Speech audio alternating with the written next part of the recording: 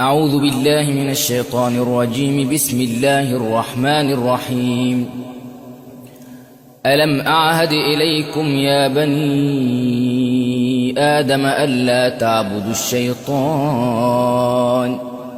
إنه لكم عدو مبين وأن اعبدوني هذا صراط مستقيم. ولقد أضل منكم جبلا كثيرا أفلم تكونوا تعقلون.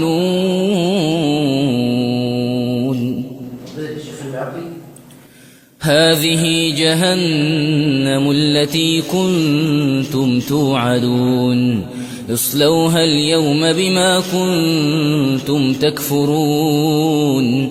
اليوم نختم على أفواههم وتكلمنا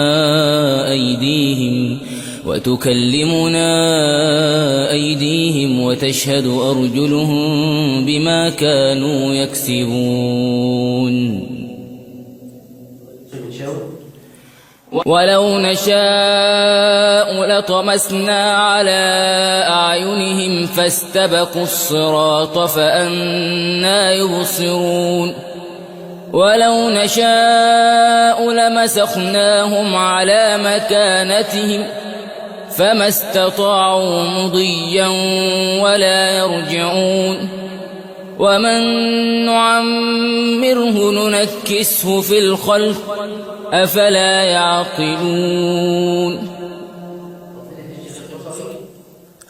وما علمناه الشعر وما ينبغي له إن هو إلا ذكر وقرآن مبين لينذر من كان حيا ويحق القول على الكافرين.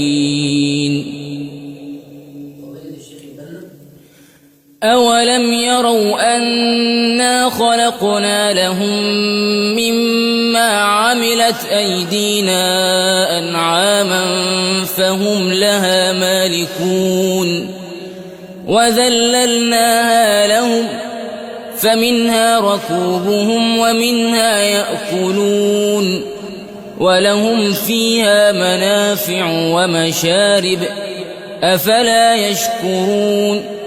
واتخذوا من دون الله آلهة لعلهم ينصرون. لا يستطيعون نصرهم وهم لهم جند محضرون. فلا يحزنك قولهم إنا نعلم ما يسرون وما يعلنون. أولم ير الإنسان أنا خلقناه من نطفة فإذا هو خصيم مبين. وضرب لنا مثلا ونسي خلقه قال من يحيي العظام وهي رميم. قل يحييها الذي أنشأها أول مرة وهو بكل خلق عليم. الذي جعل لكم من الشجر الأخضر نارا فإذا أنتم منه توقدون. أوليس الذي خلق السماوات والأرض بقادر على أن يخلق مثلهم بلى وهو الخلاق العليم. إنما أمره إذا أراد شيئا أن يقول له كن فيكون.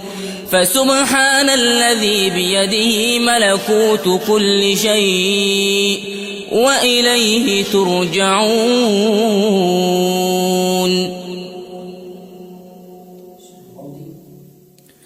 بسم الله الرحمن الرحيم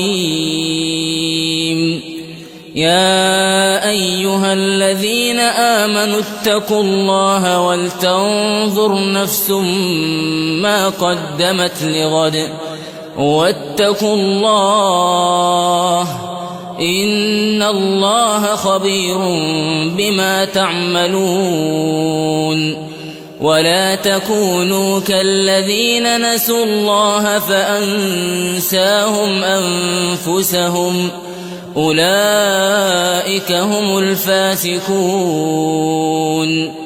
لا يستوي أصحاب النار وأصحاب الجنة أصحاب الجنة هم الفائزون. فضيلة الشيخ ناصر القطامي. لو أنزلنا هذا القرآن على جبل لرأيته خاشعا متصدعا من خشية الله وتلك الأمثال نضربها للناس لعلهم يتفكرون. هو الله الذي لا إله إلا هو عالم الغيب والشهادة هو الرحمن الرحيم. هو الله الذي لا إله إلا هو الملك القدوس السلام المؤمن المهيمن العزيز الجبار المتكبر سبحان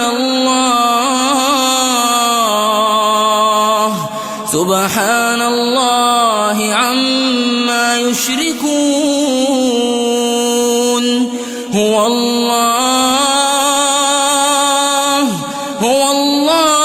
الخالق البارئ المصور له الأسماء